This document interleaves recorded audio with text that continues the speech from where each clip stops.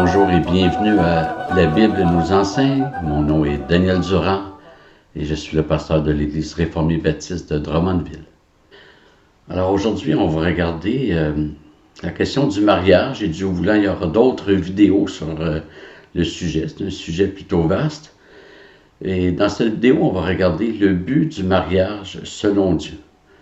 Le mariage, c'est la première institution divine, la première structure établie par Dieu. Ce n'était pas tout que de créer des humains. Le Seigneur les place dans un cadre qu'on appelle le mariage. Alors nous allons regarder le texte fondateur, Genèse 1 et 2, pour découvrir des vérités qui nous ont peut-être échappé. Alors, nous verrons les points suivants. Excusez-moi. Le mariage est image de Dieu. Et deuxièmement, marié pour servir Dieu. Donc, premier point, le mariage est image de Dieu. Genèse 1, 27 nous dit, Dieu créa l'homme à son image. Il le créa à l'image de Dieu. Hommes et femmes, il les créa. Le mot traduit par Dieu est, dans l'original, un pluriel.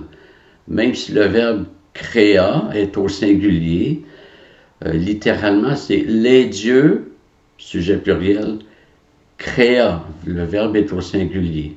Et c'est voulu parce qu'à chaque fois que le mot hébreu, Elohim, se rapporte au Dieu Yahvé, c'est toujours un pluriel. Elohim, le rim, ça indique un pluriel, un peu comme le S en français. Et à chaque fois que ça réfère au Dieu d'Israël, Yahvé, le verbe qui s'y rattache est toujours au singulier. Donc, c'est pas une erreur ici. C'est voulu pour faire ressortir à la fois qu'il y a une pluralité en Dieu, mais il y a un seul Dieu.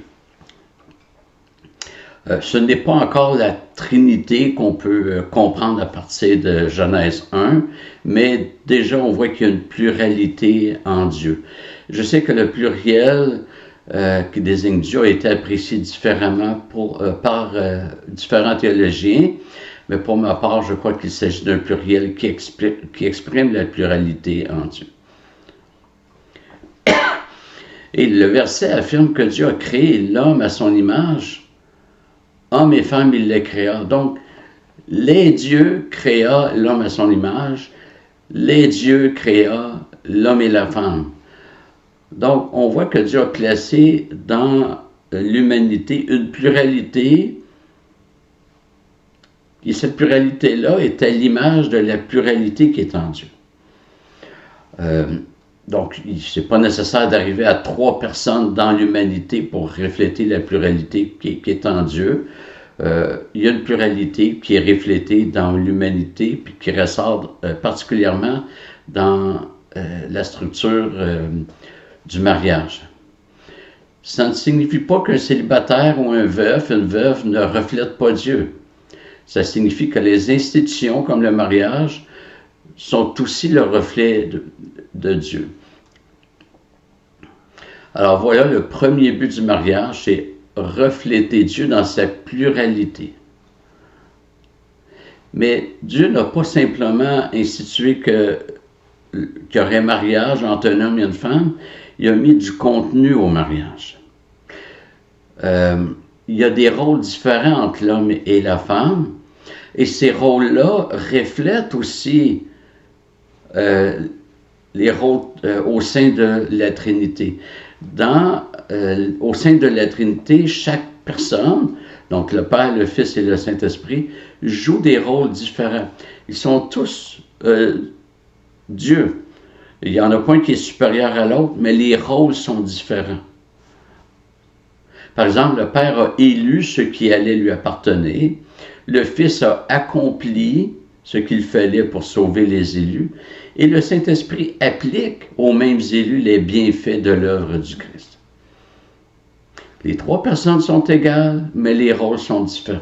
Au sein du couple, c'est un peu la même chose. Les deux sont parfaitement égaux, mais les rôles sont différents. Et ça reflète qui est Dieu. La soumission de la femme n'est pas quelque chose qui la diminue, qui la méprise, qui fait d'elle un être second. On retrouve au sein de la Trinité même la soumission. Le Fils est soumis au Père. Jamais la Bible dit que le Père est soumis au Fils, mais le Fils est soumis au Père. Et le Père a envoyé le Fils et le Saint-Esprit. Donc les rôles sont différents, on doit reconnaître ces rôles différents-là. Donc la soumission n'est pas quelque chose de négatif, au contraire, c'est excessivement positif et sain dans ces deux orthographes, S-A-I-N et S-A-I-N-T. Le deuxième point, c'est qu'on est marié pour servir Dieu.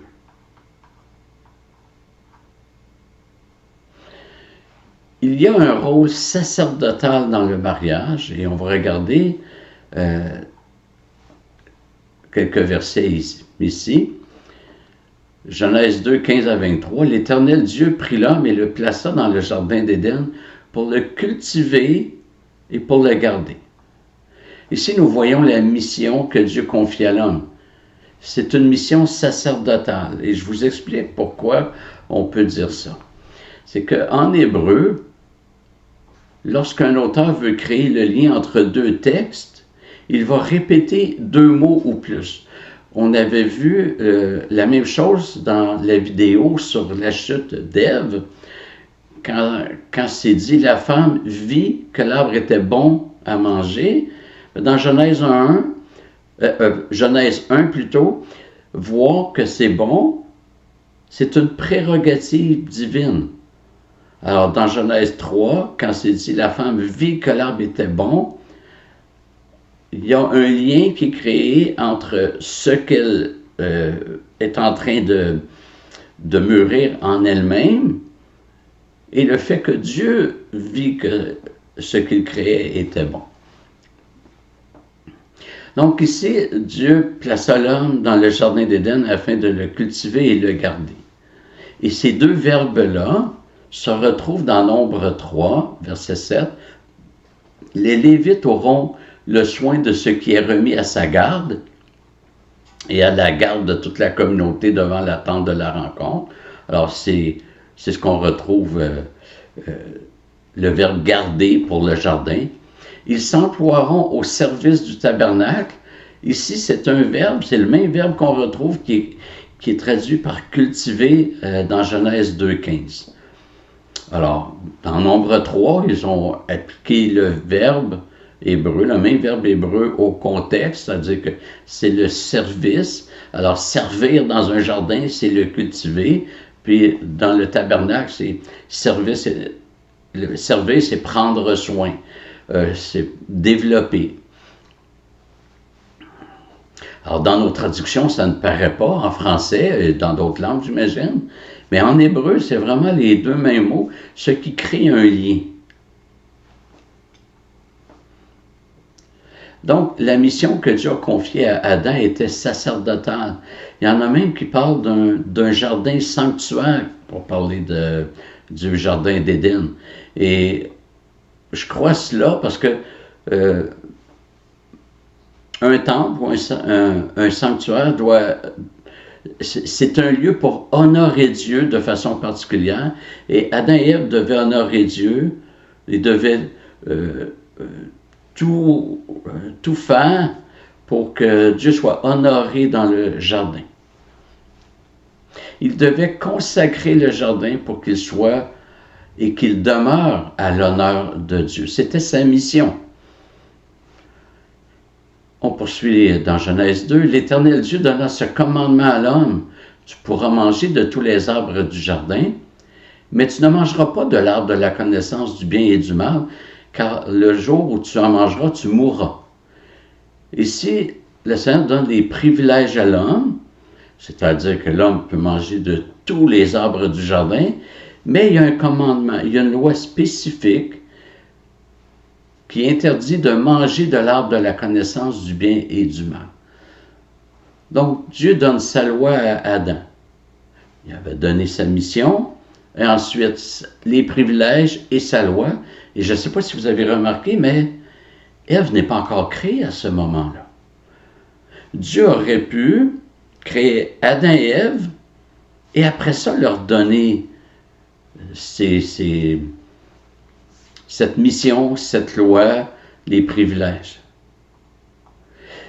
La raison, c'est que Dieu a voulu que ce soit l'homme qui instruise sa femme et éventuellement les enfants.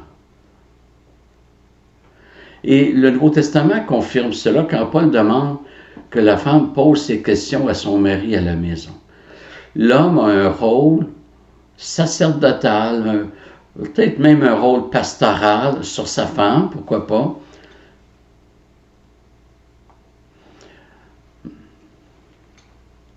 Donc, après la mission, Adam entend ses privilèges, une loi spécifique, celle de ne pas manger de l'arbre de la connaissance du bien et du mal. Verset 18, l'Éternel Dieu dit, « Il n'est pas bon que l'homme soit seul. Je lui ferai une aide qui sera son vis-à-vis. » C'est le seul bémol de tout le récit de la création. Ce n'est pas un manque de Dieu, c'est que Dieu veut faire ressortir quelque chose de particulier. Nous lisons après certains jours de création l'appréciation de Dieu. Donc, dans les versets qui sont mentionnés ici, à chaque fois on retrouve Dieu vit que cela était bon. Et là, Dieu crée Adam, lui donne sa mission, ses privilèges et sa loi, et Dieu dit, il n'est pas bon que l'homme soit seul. Je lui ferai une aide qui sera son vis-à-vis. C'est la seule fois où quelque chose cloche. Et après avoir créé la femme à la fin du 6e jour, nous lisons, Dieu vit alors tout ce qu'il avait fait, voici, c'était très bon. Auparavant, Dieu disait, c'est marqué, Dieu vit que cela était bon, Dieu vit que cela était bon. Après ça, il n'est pas bon que l'homme soit seul, il crée la femme, et voici, c'était très bon. Et Dieu fait ressortir ainsi que sans la femme, il y a quelque chose qui manque réellement à l'homme et donc à la création, puisque l'homme avait la mission de veiller sur la création.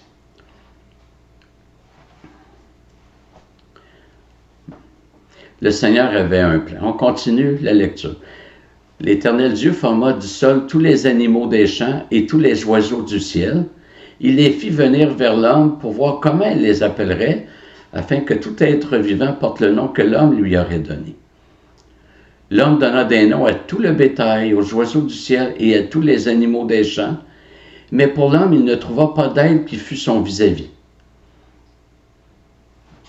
Alors, la traduction Colombe donne l'impression que c'est Dieu qui n'a pas trouvé d'aide qui fut le vis-à-vis de l'homme, mais la version sommaire nous place sur une autre piste. Mais Adam ne trouva pas d'aide qui soit son vis-à-vis. Donc, le Seigneur fait venir les animaux en couple devant Adam, et l'un des buts était que ce dernier réalise son besoin d'avoir une aide pour remplir sa mission. Alors l'Éternel Dieu fit tomber un profond sommeil sur l'homme qui s'endormit. Il prit une de ses côtes et referma la chair à sa place. L'Éternel Dieu forma une femme de la côte qu'il avait prise à l'homme et il l'amena vers l'homme. Alors on assiste ici à la première anesthésie générale. On peut se demander pourquoi Dieu n'a pas créé Ève de la poussière du sol comme il l'avait fait pour Adam. Pourquoi avoir créé Ève à partir d'Adam? Alors, il y aura une autre vidéo qui va porter sur pourquoi Dieu a utilisé la poussière du sol pour nous créer. Il n'a pas fait ça pour les corps célestes ou autre chose. Pourquoi est-ce qu'ici Dieu a créé Ève à partir d'Adam et non pas comme Adam l'avoir créé à partir de la poussière du sol? Ma pensée est que si Ève avait été créée à partir de la poussière du sol, elle n'aurait pas été en Adam. Nous savons que tous les hommes viennent au monde en Adam, c'est ce que Romains 5, 12 nous dit, puis Romains 5 au complet développe le principe. Alors, tous les humains viennent au monde dans l'alliance adamique. On voit qu'il y a une alliance adamique dans Osée 6, verset 7. Alors, si Ève avait été créée à partir de la poussière du sol, elle n'aurait pas été en Adam. Ceux qui sont en Adam sont ceux qui sont engendrés par Adam. Alors, le fait d'avoir été créé à partir de la côte de l'homme, ben, ça nous dit que Ève a été, c'est une forme d'engendrement. Ève a été tirée d'Adam, donc elle est en Adam. Elle est dans l'alliance adamique. Et le verset 23 ajoute une raison aussi. Il y a aussi le principe de la soumission de la femme qui se déduit du fait qu'elle a été tirée de l'homme, ce que Paul nous dit en 1 Corinthiens 11, versets 8 à 10. Donc, le fait que la femme a été tirée de l'homme montre qu'elle doit être soumise à l'homme. Alors, Paul s'inspire de Genèse 2, et ça nous montre que la soumission de la femme n'est pas que pour les non-croyants. C'est une injonction qui relève de la création et qui fait partie de la structure du mariage, peu importe qui est marié. Et l'homme dit, verset 23, « Cette fois c'est l'os de mes os, la chair de ma chair, c'est elle qu'on appellera femme, car elle a été prise de l'homme. » En créant Ève à partir d'une côte d'Adam, le Seigneur voulait que l'homme voit sa femme comme une partie de lui-même, qu'il en prenne soin comme si c'était lui-même. Certains théologiens proposent que cela préfigure le fait que Jésus-Christ a aussi été percé sur le côté, à la croix, afin d'avoir son épouse qui est l'Église. Les versets qu'on vient de voir nous présentent la femme comme une aide vis-à-vis d'Adam. D'autres traduisent par semblable. Mais une aide, pourquoi? En quoi est-ce que Adam avait besoin d'aide? Ben, c'est simple, c'est pour la mission que Dieu lui avait confiée. Le texte pointe directement vers cette conclusion. Dieu donne à Adam sa mission, Genèse 2,15, il donne ses privilèges, donne sa loi. Puis là, il n'est pas bon que l'homme soit seul. Dieu fait venir les animaux pour qu'Adam voie son besoin. Ensuite, Dieu lui donne une femme. Vous remarquerez que Dieu n'a pas demandé la permission à Adam. C'est pas Adam qui a décidé, c'est pas l'homme qui a décidé de ses besoins. C'est Dieu qui connaît nos besoins plus que nous-mêmes.